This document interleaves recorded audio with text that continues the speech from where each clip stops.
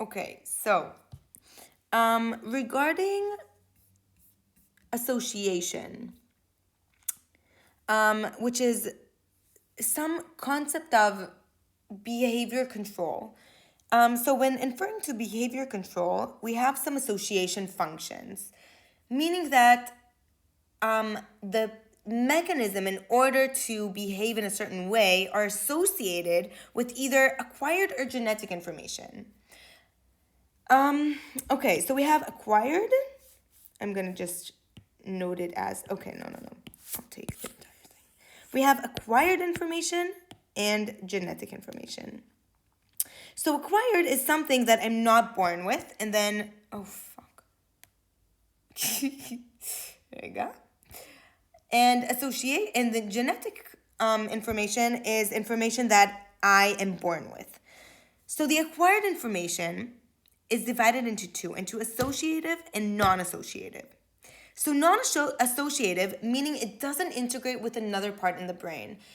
And the stimuli in which the information is integrated into the memory system or into the behavior control system is by repetitive units. Now, an example of non-associative, which is acquired, is habituation and sensitization.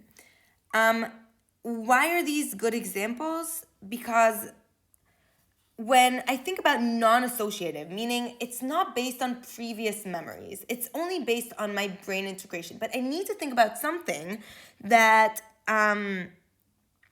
that is not based upon memory, but could develop in time. Meaning what? That if I smell like something disgusting, or I live in a farm, the first couple minutes that I go into the farm or come back after a long period of time that I wasn't in the farm, I would smell the smell of the farm. But then slowly, or not so slowly, I will acquire habituation, which will maneuver my interpretation of the smell. So I will not smell it eventually. And this is habituation. It's a fast adaptation. And then sensitization, it's also based on repetitive units, or not repetitive units, but like acquiring different functional control that is associated with slow adaptation. For example, like going into high altitudes and then synthesis of more red blood cells in order to adapt to the new environment and have more oxygenated blood with higher pressure. Okay, with lower pressure, sorry. So these are the non-associative functions. And then we have associative functions, which are resulting from previous experiences. So this could be like a dog, or knowing that 2:00 will determine the time where I'm eating. So I can become hungry just by knowing that it's 2:00. So that is acquired, and that is actually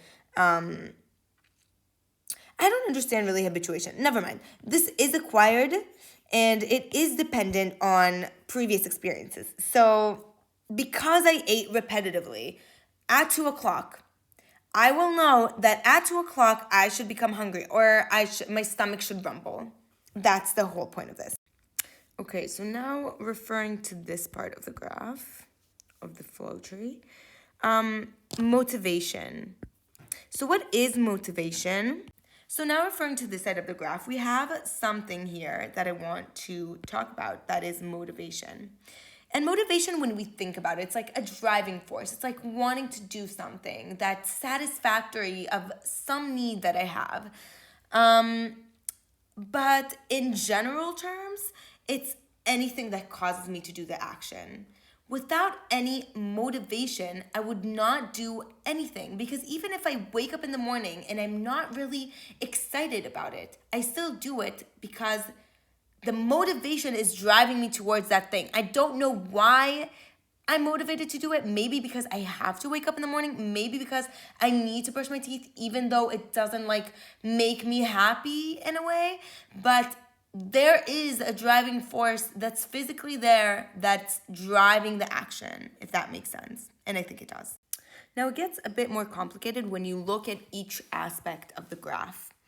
I'm not sure if we're supposed to know every single thing, but they do explain it in the lecture, so it might be good to understand it, even not to memorize. So motivation, when speaking only about motivation, it could arise either by environmental effects or by internal effects. Internal could be like something from inside the body, like thirst or hunger or, I don't know, thirst and hunger. And then you can have external effects. For example, like peer pressure or it says like curiosity, like a drive for gossip, for example. Also sexual drive, which could be internal. Okay, and then there's also types of motivation, which is appetitive and aversive. Appetitive is wanting to gain something, and aversive is not wanting to lose something or not wanting to experience something that is unfavorable for the body. For example, pain. Okay, that's that. And then we have emotion. Talking about emotion, we can have pain, somatic perception, sorry, which is things that we first of all, emotions is integrative of the limbic system. So it's like the limbic association, which effects are either internal or somatic features. It could be the literal blush or shivering or excitement, like the feeling of. The increased heart rate, for example, that is all somatic. I can physically see it. And then there's also association with pain. And I know like the feeling is regarded to as somatic because, well, it's not so intuitive as in like saying like somatic is everything that is literal, that is associated with the emotion. So it's like the happiness. What is happiness? It's transfer of neurons and chemicals in the brain and in the synapses. Like it's the maneuvering of integral information from different areas in the brain. And I mean, it's not like directly associated with somatic, but I cannot think of anything else it associates with. And then the other thing is pain, because sometimes emotions affect pain. And we know this by like having, I don't know, like a painful procedure or going through like a devastating heartbreak or something and then experiencing it as pain. Sometimes it pains emotionally so much that it could be interpreted as physical pain. And that we can also see sometimes, some people. Okay, so I want to change this. Another thing is they can classify the emotions into subjective and objective. And then what I've said before does come into play, that sometimes I cannot see the emotion, but I can only feel it. Like I can say I'm sad, but I cannot physically show sadness. I can explain it by my subjective evaluation, but it's not physical blush, heartbeat, sweat, etc. Okay, and another thing is the non-associative, the repetitive, acquired behavior. That I want to say that habituation is actually decreasing the number of synapses in order to adapt to a certain change. That is a fast reaction. And then sensitization is creating more synapses, either synapses or increasing the function, creating more blood cells is also increasing some action which needs to increase some synapse. אוקיי, בא לי להוסיף רגע משהו. אוקיי, אז אולי היה לי קצת טעות, אני לא כזה סגורה על זה, אבל משהו ב-association functions, ב-acquired, שכאילו בניתי אותם לעצמי אחרי שנולדתי, וזה לא קשור לי במטען הגנטי. אז יש לנו את ה-associative, לא יודעת, function, התנהגויות, שזה כאילו condition reflex, imitation, insight, playful learning, imprinting, כל הדברים האלה שכאילו אני יכולה לפתח, כל מיני התנהגויות שאני יכולה לפתח דרך הסתכלות על דברים אחרים. imitation זה, יש לנו ממש אזור במוח שהוא, וואי, ידעתי את זה, זה היה בלמטה, לא בסאפלמנטורי, בפרימוטוריה, בלמטה כן. אז יש לי כאילו את האימפרינטינג הזה של המירור אריה, whatever, יש לי את הפלייפר לרנינג, שאני כאילו משחקת עם אנשים ואז אני לומדת כל מיני מוטור פונקשנס, יש לי את האינסייט שאני כאילו מסתכלת על בעיה, ואז פותרת אותה בלי כאילו הצורך לעשות טרייל אנד ארור, כאילו להיפגע וללמוד מזה, או כאילו לקבל סימולציה שלילית, ואז להבין שאני לא רוצה את הדבר הזה, אבל פשוט כאילו להבין מתוך הסתכלות, ויש את ה-condition reflex, שזה מה שאנחנו מכירים. עכשיו, יש דרך להכניס את הדברים האלה לראש.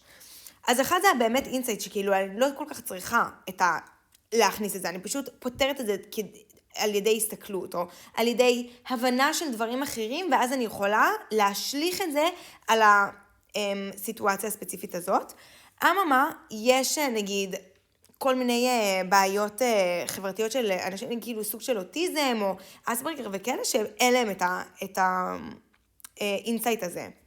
אז האזור במוח הזה נפגע. שני דרכים להכניס את זה לתוך המוח, זה הקלאסיקל והאפרנט, אופרנט. אני חושבת שעל זה כבר דיברתי, אבל בקצרה אני אגיד, שהקלאסיקל זה, אני מביאה, רגע זה כן, אברסיב, אפטיטיב, דיפנסיב ווורדינג. קיצר, יש לי כאן שתי דברים, לדעתי הקלאסיקל זה שאני לוקחת סימולציה, ואומרת, כאילו, אני חובה משהו שהוא שלילי, ואז לומדת שאני לא רוצה לחוות אותו שוב. בניגוד לאופרנט, או שזה הפוך אולי, שאני כאילו מקבלת סימולציה, אני משלבת בין סימולציה שהיא ניטרלית לחלוטין, כמו הצלצול בפעמון, למשל, ועושה לו אסוציאציה עם איזה מרגש לא נעים, או איזה סימולציה שלילית, סטימוליישן שלילי, כמו לדוגמה אוכל מגעיל. אז כל פעם שמצלצלים בפעמון, אז עולה לי רפלקס הקעה, כי הביאו לי אוכל מגעיל כל פעם שאני מצלצל בפעמון, ואז יש אינטגרשן של associative function.